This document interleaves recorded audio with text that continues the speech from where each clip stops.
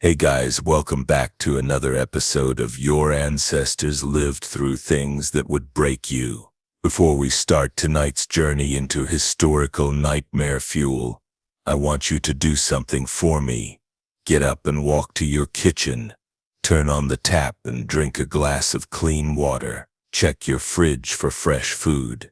Use your bathroom with actual plumbing. Good. Remember all of that. Because for the next hour you're going to pretend none of it exists.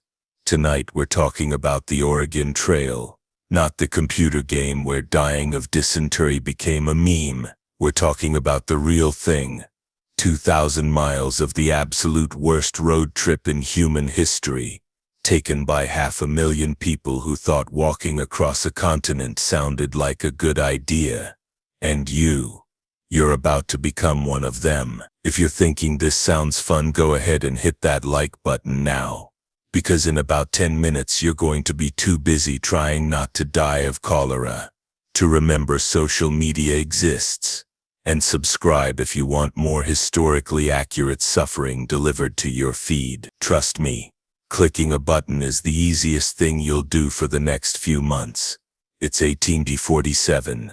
You're standing in Independence, Missouri, staring at a canvas-covered wagon that's supposed to carry your entire life across 2,000 miles of wilderness. The smell of oxen, unwashed humanity, and questionable optimism fills the air. Welcome to the starting line of America's longest, deadliest group project. You're here because someone sold you on the American dream. 1840s edition, Oregon Territory, free land, fertile soil, and a chance to start over without the baggage of whatever mistakes you made back east. It sounded too good to be true. Spoiler alert, it was too good to be true. The promotional materials, and yes, they had those, painted Oregon as a literal paradise. Rivers full of salmon, soil so rich you could practically throw seeds at it and harvest crops. And enough land for everyone to live like kings. What they didn't mention was the minor detail of actually getting there alive. The promoters were either pathological liars or genuinely delusional optimists. They described the journey as a pleasant excursion through scenic countryside. They clearly hadn't met the Platte River, the Rocky Mountains, or dysentery. Your neighbor Jacob convinced you to join his party. Jacob read a guidebook. One guidebook, and now considers himself an expert on cross-continental travel. He's never been west of the Mississippi, but he's got opinions about everything from oxen selection to river crossings. You'll learn to hate Jacob's opinion. The guidebook cost you 50 cents, and is worth approximately nothing. It was written by someone who may or may not have actually made the journey, and it's filled with helpful advice like avoid getting lost and don't die. Revolutionary stuff. You've sold everything you own except what fits in a wagon that's roughly the size of a modern bathroom. Your entire life now weighs 2,000 pounds, which is exactly the maximum your oxen can pull if everything goes perfectly. And nothing is going to go perfectly. The investment is enormous. $1,200 for wagon, oxen, and supplies. That's about $40,000 in today's money. You could have bought a nice house back east, but instead you've purchased a ticket to the world's most expensive camping trip from hell. Your family thinks you've lost your mind. They're not wrong, but it's too late now. The wagon train leaves in 2 days, and backing out means admitting you've made a terrible mistake. Pride is a hell of a drug. Welcome to your home for the next 6 months. A prairie schooner that's about as seaworthy as its name suggests, which is to say not at all. The wagon is basically a wooden box on wheels covered with canvas that's supposedly waterproof. When it rains, and it will rain, everything inside gets soaked. When it's sunny, and it's usually sunny, the canvas turns your wagon into a mobile oven. Inside you've got about the same amount of space as a modern walk-in closet.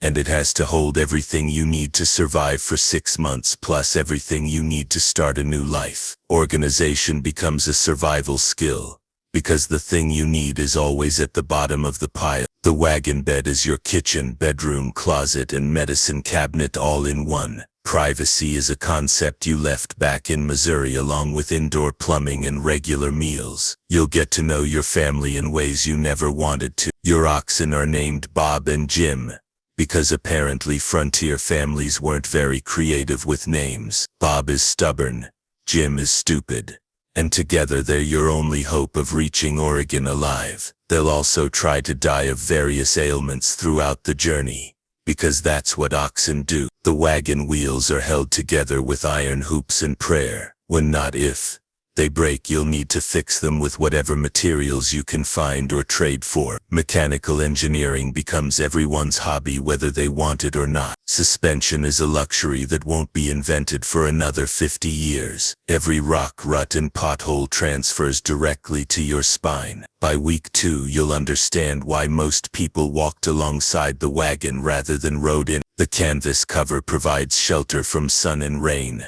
but it's also a sail that catches every gust of wind and tries to flip your wagon over. Prairie winds are not gentle breezes. They're horizontal waterfalls of air that can knock a grown man off his feet. Meet your wagon train.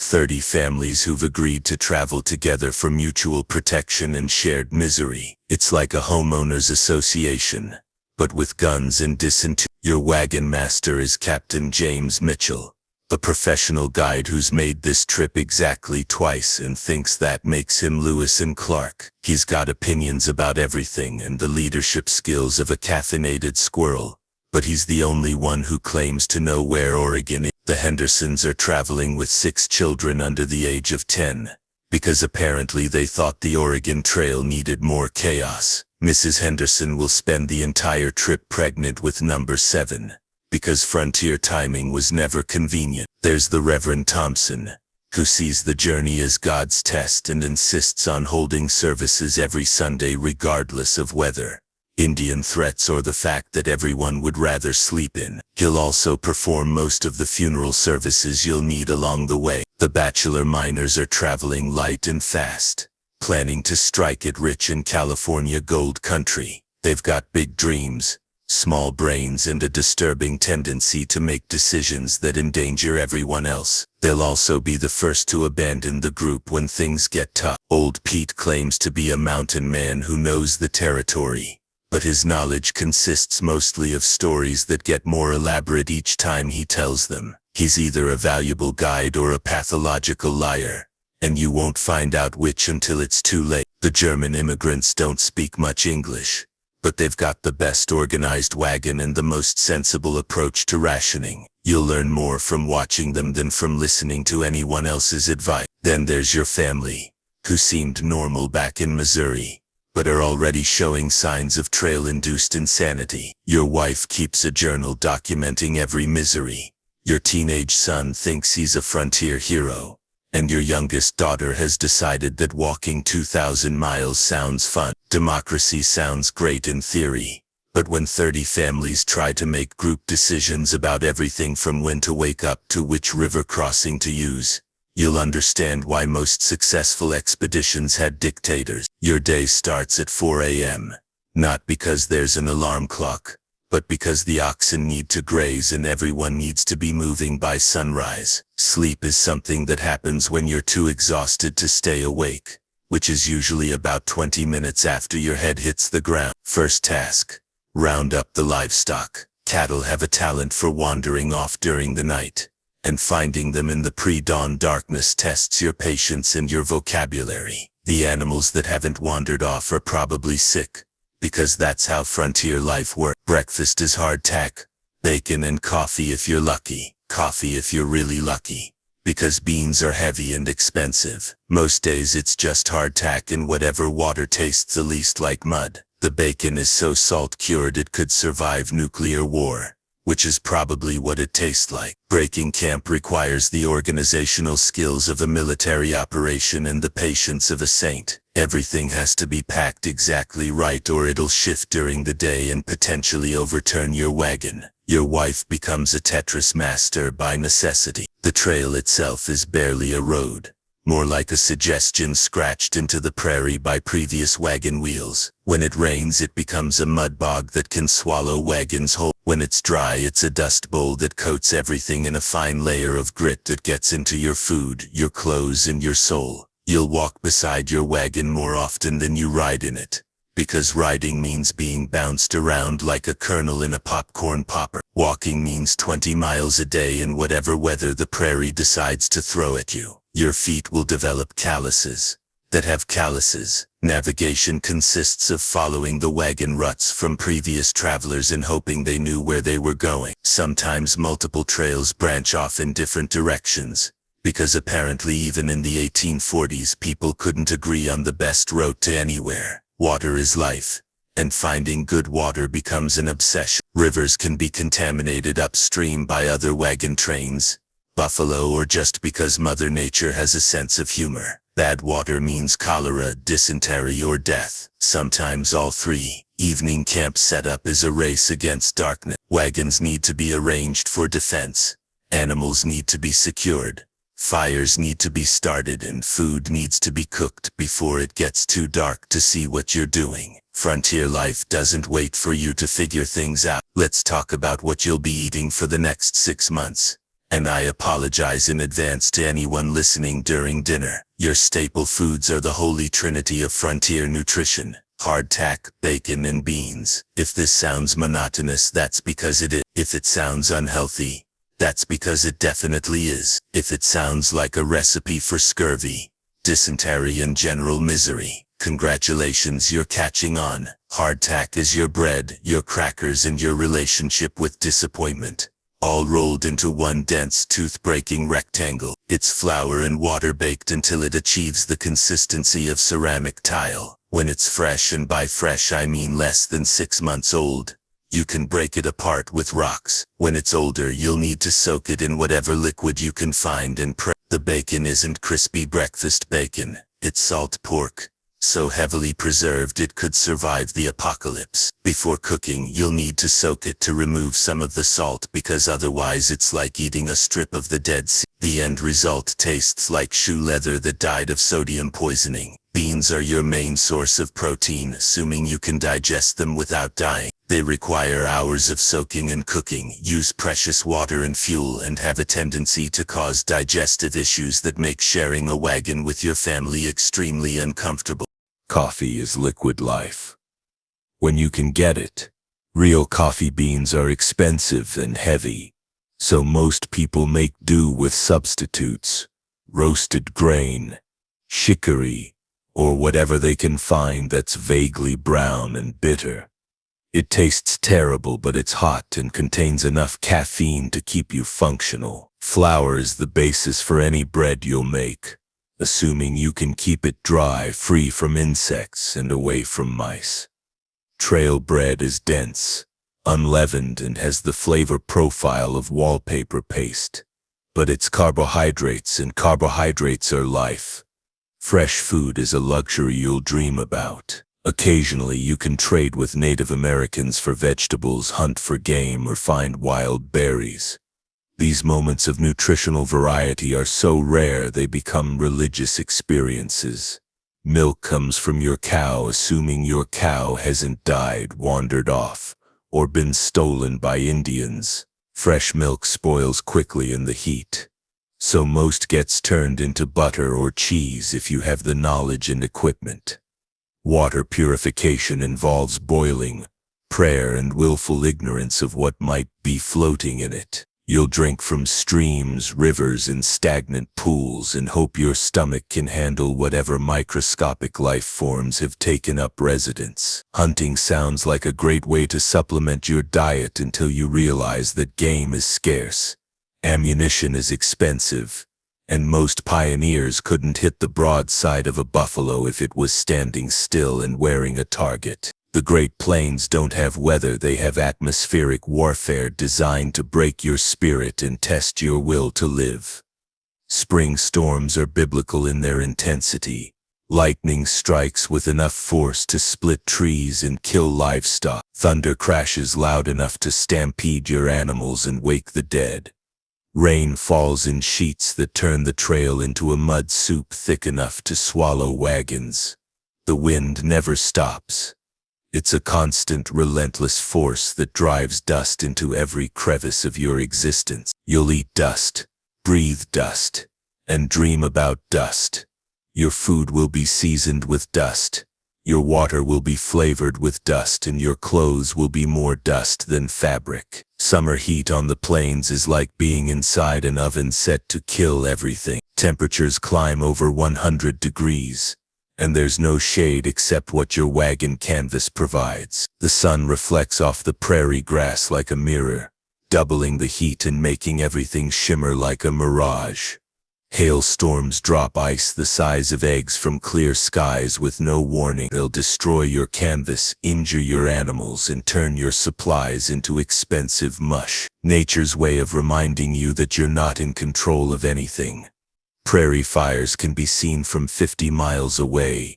Walls of flame that move faster than a horse can run. They're started by lightning, careless campers, or spontaneous combustion of dry grass. When you see smoke on the horizon, you pray it's going the other way. River crossings are death traps disguised as inconvenience. Spring snowmelt turns gentle streams into raging torrents that can flip wagons, drown oxen, and wash away everything you own. Even successful crossings usually cost you something: time, supplies, or sanity.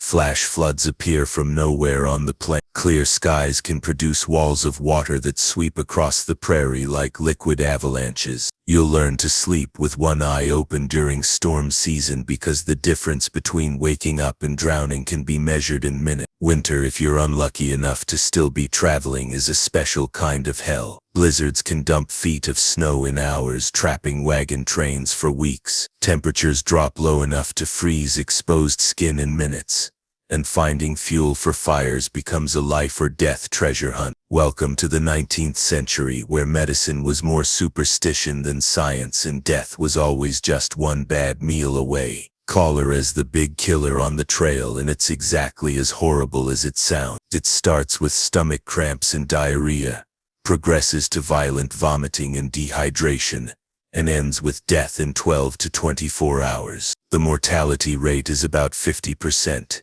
and there's no treatment beyond prayer and hope. Dysentery will be your constant companion. Bad water, worse sanitation, and the stress of travel create perfect conditions for intestinal parasites. You'll spend weeks doubled over with cramps, losing fluids you can't afford to lose, and questioning every life choice that led you to this moment. Typhoid fever spreads through contaminated food and water, which describes most of what you'll consume on the trail. Victims suffer weeks of high fever, severe headaches, and delirium. Many die, and survivors often suffer permanent health problems. Smallpox was still a major killer in the 80s. The vaccine existed but wasn't widely available on the frontier. Wagon trains could lose half their members to smallpox in a matter of weeks, and survivors were often left scarred and partially blind. Accidents are common and usually fatal. Wagons tip over, crushing people underneath. Children fall under wagon wheels. Adults are kicked by livestock or accidentally shot during hunting mishaps. The frontier doesn't forgive mistakes. Childbirth on the trail is a death sentence for many women. No proper medical care, unsanitary conditions, and the physical stress of travel create complications that would be minor inconveniences today, but are fatal on the prairie. Broken bones often mean death, because there's no way to properly set and heal them while traveling. A simple fall from a wagon can end your journey permanently. An infection almost always follows injury. Exhaustion kills more people than violence. The constant physical stress, poor nutrition, and lack of proper rest wear down even the strongest traveler. People simply collapse and die from the accumulated damage of months on the trail. Suicide rates were higher on the Oregon Trail than in any established community. The combination of physical hardship, psychological stress, and hopelessness drove people to end their suffering permanently. The average wagon train lost 10–15% of its members during the journey. With 30 families, that's 4 or 5 funerals before you reach Oregon. You'll become intimately familiar with roadside graves and the sound of dirt hitting wooden boxes. Everything you think you know about cowboys and Indians is wrong, and the reality is much more complicated than Hollywood would have you believe. Most encounters with Native Americans were peaceful trading opportunities, not violent conflict. They had goods you needed: food, horses, information about trail conditions, and you had things they wanted: manufactured goods, tools, weapons. Commerce, not combat, was the norm. The Plains tribes were actually more helpful than harmful to most wagon trains. They served as guides, warned travelers about dangerous river crossings, and traded fresh meat for supplies. Many pioneers reached Oregon only because of Native American assistance. Violence, when it occurred, was usually the result of misunderstandings, cultural differences, or outright stupidity on the part of the pioneers. Shooting first and asking questions later was a common pioneer strategy that usually ended badly for everyone involved. The real threat wasn't large-scale warfare, but individual conflicts over perceived slights, stolen livestock, or violations of tribal territory. These incidents were often blown out of proportion in letters home, creating exaggerated stories of Indian attacks that fed Eastern fear. Disease was actually the Native Americans' biggest problem with wagon trains. Pioneers brought cholera,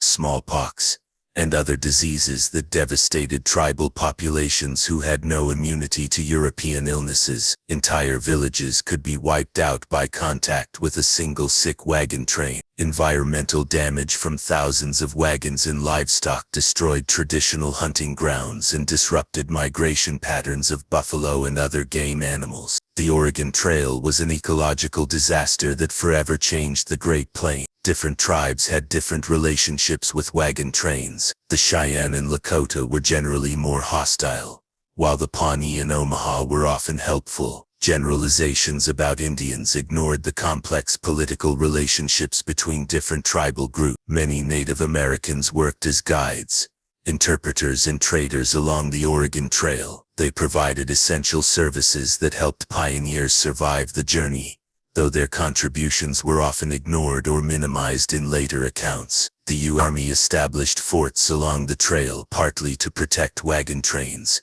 but mostly to project federal power into Western territories. These forts were often more dangerous to pioneers than helpful, because they attracted conflicts that wouldn't have occurred otherwise. By the 1850s, some tribes began demanding payment for passage through their territory, essentially charging tolls for use of the Oregon Trail. This was a reasonable response to having thousands of people and animals traipse through your homeland uninvited. The Oregon Trail is marked by natural landmarks that became milestones in your journey toward either Oregon or an early grave. Each one represents a small victory in your ongoing battle against geography, weather, and your own questionable judgment. Independence Rock is your first major landmark, about 800 miles from Missouri. It's a giant granite dome rising out of the prairie, like God's paperweight. Pioneers carved their names into it, creating the world's first and largest graffiti wall. If you reach Independence Rock by July 4th, you're on schedule. If not, you're probably going to spend winter on the trail, which is a death sentence with scenic views. The Sweetwater River offers the first decent water you've tasted in weeks. It actually tastes like water instead of liquid dirt or buffalo urine. You'll want to bottle it and save it for later, but you can't spare the containers and it'll go bad anyway. Enjoy it while you can. South Pass is where you cross the Continental Divide, though it's so gradual you might not realize you've done it. This is the geographic point of no return. You're now closer to Oregon than Missouri, so turning back officially becomes a bad idea. Not that it was a good idea before, but now it's mathematically stupid. Fort Laramie is civilization's last outpost before you enter the real wilderness. It's a trading post, rest stop, and reminder of what actual buildings look like. You can buy supplies at inflated prices, get your wagon repaired by someone who knows what they're doing, and send letters back east that your family will read months later if ever. Chimney Rock is a geological middle finger extending 300 feet into the sky, visible from 30 miles away. It's proof that you're making progress, but also a reminder of how small and insignificant you are in the face of the landscape you're trying to cross. Many pioneers used it as a navigation aid, because it's hard to miss a giant stone tower in the middle of nowhere. Scott's Bluff marks the end of the easy part of your journey. From here the trail gets steeper, the water gets scarcer, and the mistakes get deadlier. It's like a geological warning sign that reads, "Abandon hope, all ye who enter here," except in sandstone and without the literary reference. The Platte River is your highway for hundreds of miles. A muddy, shallow, impossible to navigate waterway that's too thick to drink, too thin to plow. You'll follow it for weeks, cursing its alkaline water and praising its reliable direction westward. Rivers are where Oregon Trail dreams go to die, and you'll face dozens of them between Missouri and Oregon. Each crossing is a gamble with odds that would make a casino bluff. The technique for fording rivers involves driving your wagon into fast-moving water and hoping physics works in your favor. You'll quickly discover that physics has a sense of humor, and you're the punchline. Caulking your wagon means sealing the gaps between boards with tar, cloth, and prayer, essentially turning your transportation into a very unreliable boat. This works about as well as you'd expect something designed by desperate amateurs to work. The current is always stronger than it looks from shore. What appears to be a gentle stream from dry land becomes a raging torrent once you're committed to crossing. The river doesn't care about your schedule, your cargo, or your survival. Floating your wagon across involves unhitching your oxen, making them swim alongside while you try to guide a floating wooden box with all your possessions inside. It's like extreme canoeing, except the canoe weighs 2,000 pounds and contains everything you own. Quicksand is a real danger at many river crossings. Your oxen can sink up to their bellies in what looks like solid river bottom, and extracting them requires every able-bodied person in your party plus creativity, profanity, and luck. When wagons overturn, and they will, you have minutes to save whatever floats before the current carries it away forever. Family heirlooms, food supplies, and irreplaceable tools disappear downstream while you watch helplessly from the bank. People drown regularly at river crossing. Non-swimmers who fall into fast-moving water simply vanish. Children who slip from wagon tongues are swept away before anyone can react. The river takes what it wants and doesn't negotiate. Livestock deaths at river crossings are common and catastrophic. Losing an ox means redistributing its load among your remaining animals, slowing your entire party. Losing both oxen means abandoning your wagon and continuing on foot if at all. Professional ferrymen set up operations at major crossings, charging outrageous prices to transport wagons safely across. You'll pay gladly because the alternative is risking everything on your own engineering skill. Some crossings require multiple trips. First the animals, then the wagon, then the people. Each trip multiplies your chances of disaster, and disaster tends to strike when you least expect it and can least afford it. The Great Plains are home to creatures that range from merely annoying to actively trying to kill you, and you'll meet most of them during your journey. Buffalo herds can stretch from horizon to horizon, millions of animals moving like a brown river across the prairie. They're majestic, beautiful, and will trample you into paste if you get in their way. Buffalo have right of way on the prairie, and they enforce this rule with thousands of pounds of muscle and attitude. Wolves follow the herds and the wagon trains, cleaning up the weak, sick, and dead. They're not particularly dangerous to healthy humans, but they're unnerving companions who remind you that the frontier has its own cleanup crew. Grizzly bears are thankfully rare, but encounters are usually brief and terminal. Pioneer firearms are single-shot weapons that might annoy a grizzly if you hit it perfectly. Most pioneers who meet grizzlies don't live to tell exaggerated stories about the experience. Rattlesnakes are everywhere and blend perfectly with prairie grass, rocks, and your general paranoia. They don't want to bite you, but they will if you step on them, sit on them, or otherwise violate their personal space. Snake bites usually mean death, because antivenom won't be invented for another 50 years. Prairie dogs create underground cities that can trip horses, break wagon wheels, and generally make travel hazardous. They're cute until your ox steps in a prairie dog hole and breaks its leg, turning your transportation into expensive meat. Mosquitoes and biting flies exist in biblical swarms that can drive animals insane and make humans question their will to live. There's no repellent except smoke, which means choosing between breathing and being eaten alive. Coyotes are the soundtrack of the prairie, howling every night to remind you that you're in their territory. They're scavengers who clean up the messes that wagon trains leave behind, including the graves that aren't dug deep enough. Antelope are fast, plentiful, and impossible to hunt with pioneer equipment. They'll mock you by staying just out of rifle range while you starve, proving that nature has a sense of humor.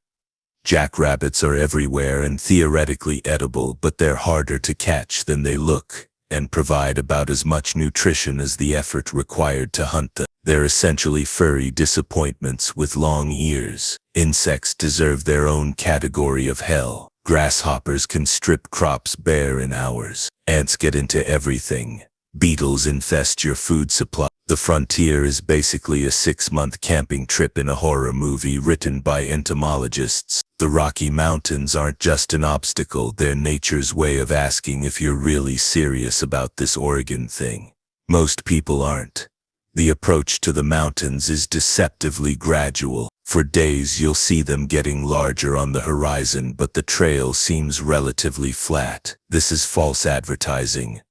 The mountains are saving their surprises for when you're too committed to turn back. Altitude affects everyone differently, but it affects everyone. You'll find yourself gasping for breath after minimal exertion, getting dizzy for no apparent reason, and wondering why the air feels thin. The answer is because it is thin, and your sea-level lungs weren't designed for this. The grades become impossibly steep. What used to be a gentle incline becomes a mountainside that seems to go straight up. Your oxen will struggle, your wagon will creak ominously, and you'll question the sanity of everyone involved in this expedition. Descending is worse than climbing. Gravity wants to push your 2,000-pound wagon down the mountain faster than your oxen can control it. Wagon brakes are basically suggestions, and steep downhill grades are where suggestions become prayers. Wagon breakdowns become common and catastrophic in mountain terrain. A broken axle on flat ground is an inconvenience. A broken axle on a mountain trail is a potential death sentence, because repairs are difficult and dangerous. Weather in the mountains changes without warning. Clear skies can become blizzards in hours. Summer days can become freezing nights. You'll experience all 4 seasons in a single afternoon and develop a healthy respect for meteorological chaos. The air gets thinner as you climb higher, making fires harder to start and maintain. Cooking takes longer. Water boils at lower temperatures and your coffee becomes even worse than usual. Even the basic necessities of life become more difficult.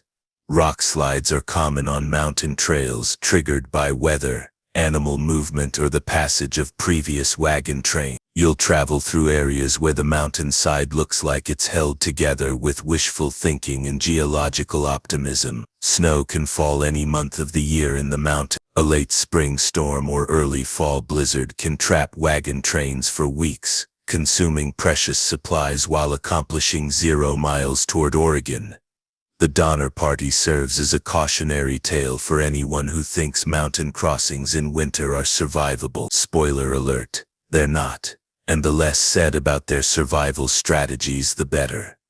The Oregon Trail isn't a single path but a series of increasingly difficult choices, each one offering new and creative ways to die. The first major decision point is whether to take the main trail or try one of the shortcuts that promise to save time and distance. These shortcuts are usually promoted by people who've never actually taken them or by those who survived them and forgot how horrible they were. The Hastings Cutoff promises to save 400 miles, and it's only slightly more dangerous than base jumping without a parachute. It crosses salt deserts where water sources are separated by 80-mile stretches of nothing but heat, despair, and the bones of previous optimists. The Sublet Cutoff saves time but bypasses Fort Bridger, your last chance to resupply before the final push. It's a gamble: reach Oregon faster with fewer supplies or stick to the main trail and risk running out of time before winter. River crossing decisions involve choosing between established fords, paying for ferry service, or attempting to find your own crossing points. Each option has unique ways to kill you: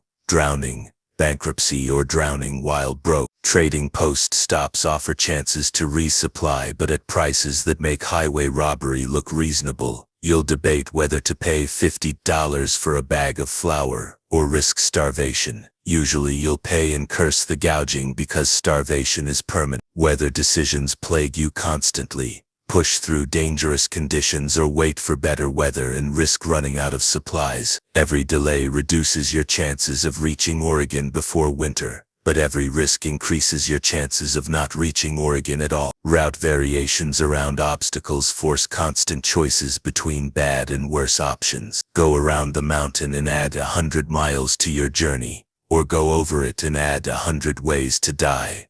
Rest day. Decisions balance animal welfare against time pressure. Resting allows your oxen to recover their strength but consumes precious days. Pushing forward risks killing your animals and stranding your family in the middle of nowhere. Supply management involves constant choices about what to carry and what to abandon. Every pound matters when you're at your weight limit, but everything seems essential until you have to choose between your grandmother's china and your survival. Party leadership changes when captains prove incompetent or die. Democracy sounds great until you realize that 30 families have 30 different opinions about everything, and majority rule can choose the wrong direction with mathematical precision. 6 months of constant danger, physical hardship, and watching people die takes a toll on your mental health that would challenge modern therapists. Isolation from civilization creates a unique form of psychological stress. You're surrounded by people but cut off from everything familiar. The landscape is empty in ways that Eastern minds can't process. The silence is deafening. When you're used to the sounds of civilization, constant vigilance exhausts your mental resources. Every decision could be fatal.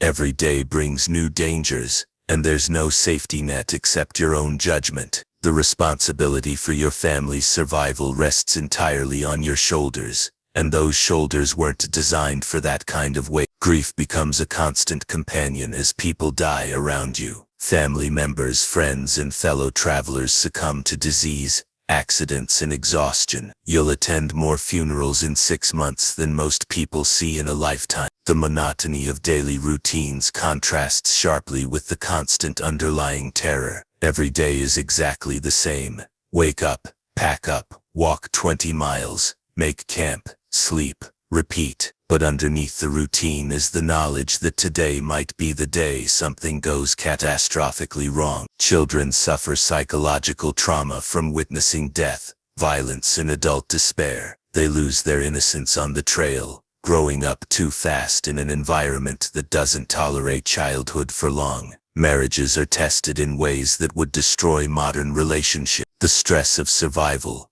confined living conditions, and constant fear create conflicts that can't be resolved by walking away or taking time apart. Religious faith is both strengthened and shattered by trail experience. Some people find God in the wilderness. Others lose him somewhere between cholera outbreaks and children's graves. The trail is a theological stress test that not everyone passes. Decision fatigue sets in as you're forced to make hundreds of potentially fatal choices. Your ability to make good decisions deteriorates under constant pressure, leading to mistakes that compound into disasters. Survivor's guilt affects those who make it to Oregon, while others don't. Why did you survive when stronger, smarter, better people died along the way? The randomness of survival creates psychological scars that last long after reaching the promised land. Hope becomes